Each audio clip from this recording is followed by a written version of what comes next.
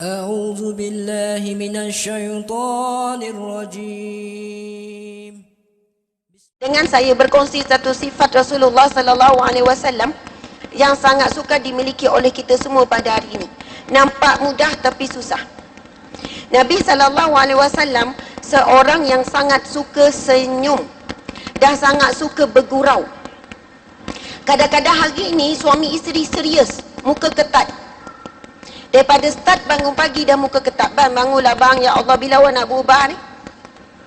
Bang, subhanallah bang, awak tak dengar ke? Telinga awak ni sebenarnya boleh pakai ke tak? Na'udzubillah min zalik. Lagi-lagi kalau yang mengadu pada saya, ustazah, saya solat sehari 5 waktu, suami saya 5 hari sekali je sembahyang. Saya dah tak boleh hormat dia dah, ustazah, dia tak layak untuk dihormati. Saya kata kita hormat suami kerana Allah. Kita belah kasihan pada dia sebab dia tak salat. Kita terus doakan dia, kita terus hormat dia. Asbab rahmah kita, belah kasihan kita kepada dia, insya-Allah dia dapat hidayah daripada Allah Subhanahu wa taala. Tetapi tanggungjawab kita sebagai seorang isteri mesti masih tetap untuk menyantuni ataupun khidmat kepada suami contohnya. Begitu juga suami kepada isteri khidmat. Masya-Allah. Nak cerita Rasulullah sallallahu alaihi wasallam, Aisyah, Sayyidatina Aisyah radhiyallahu anha cerita, Rasulullah seorang yang sangat suka senyum sehingga kan aku lupa, maksudnya jarang sekali melihat wajah Rasulullah tanpa senyum. Agak-agak suami kita kat rumah banyak senyum ke banyak ketat? Ataupun isteri kita macam mana? Bangun pagi, Assalamualaikum bang, Assalamualaikum. Agak-agak kita kejutkan suami anak-anak dengan senyum ke dengan suara yang tinggi? Suami buka mata, wah ada bidadari depan dia. Senyum sengih, Masya Allah. Lepas tu bang, makan bang, Allah senyum. Sebab apa? Senyum adalah manifestasi syukur kepada Allah. Dan Allah berjanji, la in syakartum la azidannakum. Kalau kamu bersyukur, pasti aku akan tambah. Walaupun ketika itu, kita ni memang kejutkan dia dengan marah, tapi wajah senyum. Bahkan ada sahabat Nabi kata, aku cuba berusaha daya upaya untuk senyum dulu kepada Nabi, tapi aku sentiasa kalah, mesti Nabi dulu yang akan senyum. Kita pula kadang terbalik, dia tak senyum pun aku tak nak senyum kat dia. Dan ada sahabat Nabi, tahu tak macam mana dia cuba bersembunyi di sebalik pokok ataupun di sebalik sesuatu binaan. Dia kata, kali ini aku nak bagi salam dulu pada Nabi, aku dulu nak senyum. Tetapi Nabi perasan dia daripada jauh. Bila sampai, Nabi juga yang pertama, Assalamualaikum. Kita pula kalau ada jawatan tinggi, ada kedudukan yang tinggi, tak ada kita nak mula dulu. Orang pangkat tinggi, mesti orang bawah bagi salam dulu. Tetapi bila menyontohi sifat Rasulullah, Rasulullah sangat suka menggembirakan orang lain. Bukankah yang di atas itu lebih mulia daripada yang bawah? Bukankah yang memberi salam itu akan dimuliakan oleh Allah daripada yang menjawab salam? Jadi kejut suami, Assalamualaikum warahmatullahi wabarakatuh wa maghfiratu wa ridwanu. Masya Allah, subhanallah. Dan di sana ada janji Rasulullah daripada satu hadis Nabi, Allah merahmati seorang suami yang mengejutkan isterinya untuk bangun solat malam ataupun bangun subuh tu. Dan sekiranya isteri itu tidak bangun, maka dia ambilkan air untuk dipercikan ke wajahnya. Tapi tolong bagi tahu awal-awal sebelum tidur. Kalau tak bagi tahu, takdir mengamuk besar. Tiba-tiba, a'udzubillahi minasyaitonirrajim. Bang, boleh ke?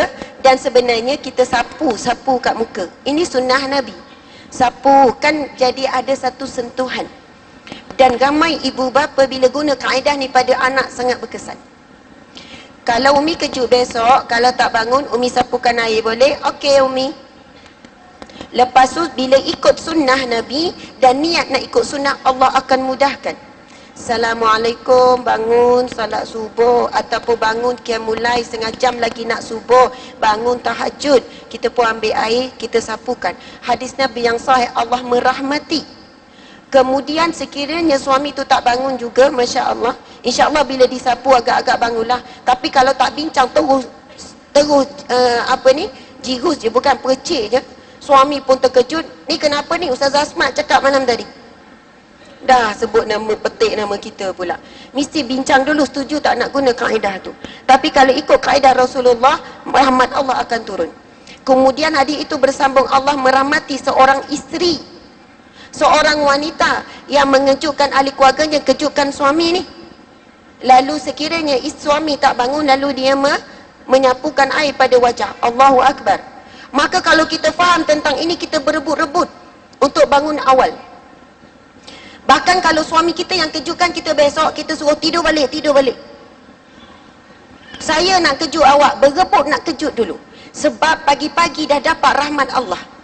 Sebab Allah kata Allah merahmati mereka yang bangun lalu mengejutkan ahli keluarganya. Dan asbab kita yang kejutkan suami, kebetulan ada anak pula 5 orang, lalu mereka bangun untuk solat, kita solat seorang tapi dapat pahala 6 orang solat. Sebab asbab usaha kita, ini hadis Nabi yang lain, barang siapa yang menganjurkan sesuatu kebaikan, dia akan mendapat pahala yang sama tanpa mengurangi sedikit pun pahala. Sebab itu bila kita ada ilmu, kita rasa seronok, kita faham, kita akan jadi pengejut utama rumah tangga sampailah akhir hayat kita. Sebab ramai mana orang perempuan tak puas hati dalam bab ni. Ustazah daripada awal kahwin sampai sekarang, saya lah yang kejutkan. Kalau saya meninggal, diorang ni tak bangun subuh ni. Kadang tu sambil tu kejut anak tu, salah, bangun. Kalau mak tak ada ni, korang ni bangun pergi sekolah tak? Tapi percayalah, kalau kita tak ada, suami tu elok bangun. Dia memang jadi manja, jadi lemau bila ada isteri. Tapi bila isteri tak ada, dia okey. Itu sifat semula jadi suami, seorang lelaki, hidup dia dibanjakan oleh wanita. Masa dia kecil oleh ibunya sampai besar, bila dia nikah, dia akan mula berbanja dengan isteri pula. Dan fitrah wanita suka memanjakan. Jadi begitulah hidup kita dengan harmoni, tak perlu kita nak rasa, nak tukar watak.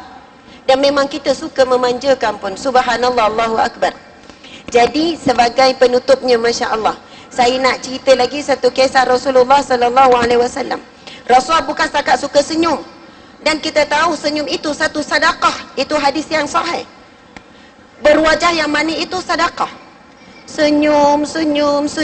Wallahu a'lam, mungkin ada orang ini yang mengantarkan dia ke syurga Allah adalah kerana senyumnya. Pernah tak kita kan jumpa orang tengah sedih, tiba orang senyum, kita pun rasa happy. Kenapa dia senyum ke aku tadi ya? Kita pun tengok atas bawah. Kenal ke? Kita kenal ke? Start tanya macam tu. Sebab kita terbiasa senyum dengan orang yang kita kenal saja. Dan orang yang senyum biasanya walaupun dia sedang berduka, automatik dia rasa bahagia. Kita tengah sedih ni, tapi kita dah biasa senyum. Jumpa orang senyum. Sampai orang tanya, kau tak ada masalah? Banyak masalah. Habis tu senyum je. Memang dilahirkan penyenyum.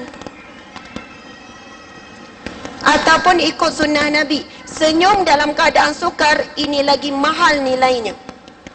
Bila kita senyum kepada orang dalam keadaan kita sedang berduka, kita sedang senyum kepada takdir Allah. Kita sedang senyum kepada ujian Allah sampai kita dipuji oleh penduduk langit. Ya Allah, sebab apa? Allah Subhanahu Wa Taala dalam satu hadis Nabi SAW, apabila seseorang itu diberi ujian, diutuskan bersamanya kepadanya malaikat. Lalu Allah minta malaikat itu memperlihatkan, sekiranya dia sabar, maka dia dapat redaku. Sekiranya dia marah-marah, dia juga mendapat kemarahanku. Masya Allah. Dan Nabi sangat suka bergurau dengan suami isteri. Nabi bergurau dengan isteri Nabi. Ini juga ramai yang hilang hari ini, roh bergurau dalam rumah tangga. Dia boleh senyum seorang-seorang dekat telefon.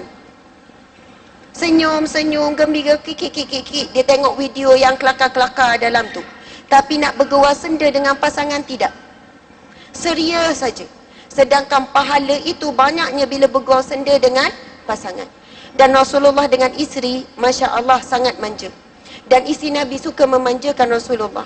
Satu ketika Sayyidatina Aisyah sedang haid, dalam keadaan uzur, kita tahu rumah Rasulullah ni duduk sekeliling Masjid Nabawi. Ketika itu Rasulullah menghulurkan kepala dalam rumah. Sebab Aisyah tak boleh mengulurkan tangannya, nanti masuk dalam bahagian masjid. Tapi Rasulullah yang hulurkan kepala dalam rumah. Tahu tak nak suruh buat apa? Lalu Aisyah meminyaki rambut dan juga menyikat rambut Rasulullah. Nak sebutnya Masya Allah, nampak benda tu kecil. Nak tanya Rasul boleh tak sikat sendiri? Boleh. Bahasa isi hari ni, awak tak boleh sikat sendiri ke? Antara pengikat kasih sayang, membuat sesuatu yang sebenarnya kita boleh buat sendiri tapi minta pasangan buatkan. Suami bukan tak boleh pakai baju sendiri, tapi saja-saja je, bang, ini mai saya pakaikan baju untuk awak. Angkat tangan, jatuh. Sebelah lagi, pusing. Masya Allah. Buat sesuatu yang sebenarnya pasangan kita buat, tetapi kita buat. Mungkin ada di kalangan kita tak pernah pun minyakkan rambut pasangan, suami minyakkan rambut isteri. Aisyah kata Rasul pun meminyaki rambut dia, kemudian sikat. Malam ni sebelum tidur kita buat kan, sikat, banyaknya uban awak. Tak lama dah nak meninggal ni. Baru suami perasan, ya Allah, isteriku dah tua. Ya Allah, nampak tangan isteri tu. Ya Allah, tangan ni. Subhanallah. Suami pun tanya soalan, malam ni tanya soalan ni. Yang agak-agak kalau saya meninggal lah, rasa-rasa boleh masuk syurga tak saya ni? Isteri pun jawab, nak soal jawab jujur ke nak tak jujur? Saya rasa macam payah sangat lah awak ni. Isteri pula tanya, bang, saya pula macam mana? 2 kali 5 je kita ni. Ini perbualan sunnah. Nabi dengan isteri bincang tentang akhirat. Sahabat Nabi bincang suami isteri. Kita ni bincang esok nak makan apa? Esok nak jalan mana? Bincang isu dunia, perkara dunia banyak.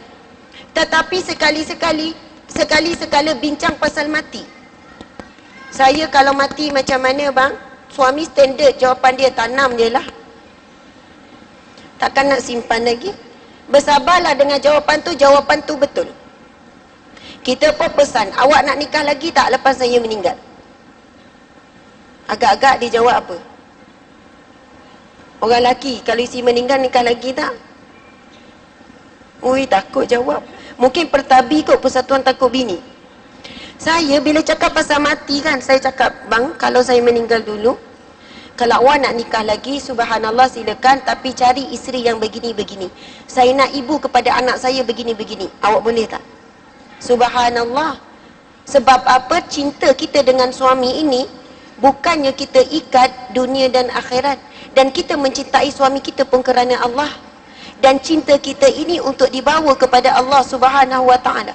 Kalau Allah terima cinta kita ini kerana Allah, Allahu Akbar, maka cinta kita akan kekal sampai ke syurga Allah Subhanahu wa ta'ala.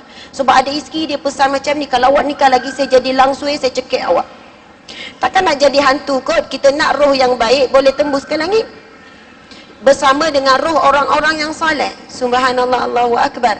Maka mudah-mudahan dapat dari segi manfaat untuk soalan yang pertama itu, bagaimana menjadikan Rasulullah sallallahu alaihi wasallam sebagai uswatun hasanah.